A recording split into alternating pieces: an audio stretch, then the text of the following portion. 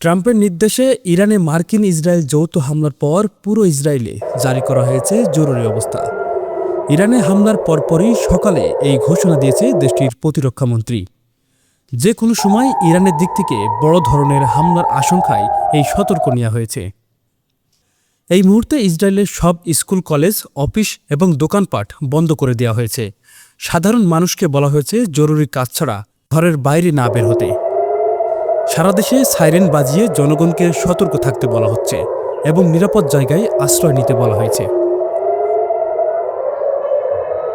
একই সাথে বন্ধ করে দেওয়া হয়েছে ইসরায়েলের আকাশপথ। দেশটির প্রধান বিমানবন্দর বেন গুরিয়ন থেকে সব ধরনের বিমান চলাচল বন্ধ। এর ফলে কয়েক হাজার যাত্রী আটকা পড়েছেন। প্রেসিডেন্ট ডোনাল্ড ট্রাম্প ইরানে বড় অভিযান শুরু করার পরেই ইসরায়েলে এই আতঙ্ক ছড়িয়ে পড়েছে।